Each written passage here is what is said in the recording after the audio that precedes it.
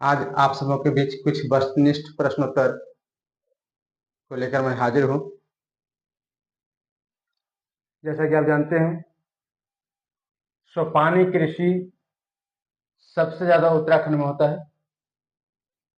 मरुस्थलीय मिट्टी का सर्वाधिक विस्तार राजस्थान में है। एंड्रीन एक रसायन है जिससे मेढक के प्रजनन नष्ट होते हैं। काली मिट्टी को रेगुर या कपासी मिट्टी भी कहा जाता है। यह दक्षिण भारत की मुख्यतः मिट्टी है। प्रथम पृथ्वी सम्मेलन 1992 ईस्वी में रियो डी जेनेरो में हुआ था। क्योटो सम्मेलन दिसंबर 1997 ईस्वी में जापान के शहर क्योटो में हुआ। चिपको आंदोलन पर्यावरण से संबंधित आंदोलन है जिसके नेता सुंदरलाल बहुगुणा थे। पर्यावरण संरक्षण हेतु विश्व शिखर सम्मेलन सर्वप्रथम 1972 ईस्वी में स्टॉकहोम में हुआ।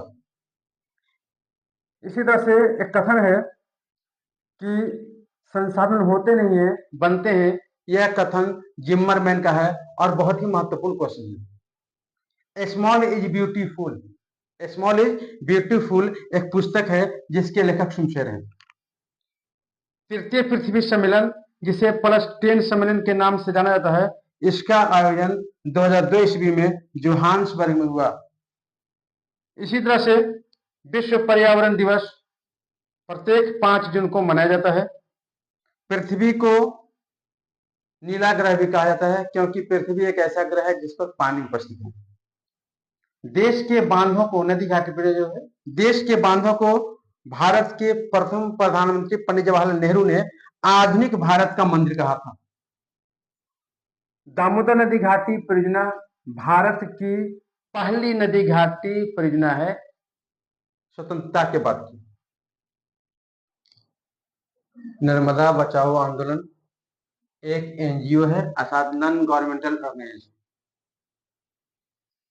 सरदार सरोवर बांध गुजरात में है जो नर्मदा नदी पर है।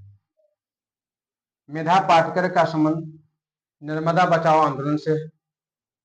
नर्मदा नदी को गुजरात की जीवन रेखा भी कहा जाता है। प्राणियों में लगभग 65% जल का अंश पाया जाता है। कुल जल का लगभग 96.5% भाग जल जो है वो महासागरीय है अर्थात खारा जल है। इसी तरह से कुल स्वच्छ जल का लगभग 4% भाग भारत में पाया जाता है। बताइए, पूरे विश्व के कुल जितना भी स्वच्छ जल है उसका मात्र 4% भाग भारत में पाया जाता है। कुल विद्युत का लगभग 22% भाग जल विद्युत से प्राप्त होता है। कानपुर गंगा के किनारे सबसे बड़ा बसा हुआ शहर है और कानपुर को उत्तर भारत का मैनचेस्टर भी कहा जाता है। आप जानते होंगे मैनचेस्टर का संबंध सूती व सुतुक से है। नई राष्ट्रीय जल नीति 2002 ईस्वी में पारित हुआ। अति जल दोहन के कारण बिहार में आर्सेनिक तत्व का संकेंद्रण बढ़ा है। बिहार में लगभग 7% भाग पर वन का विस्तार है।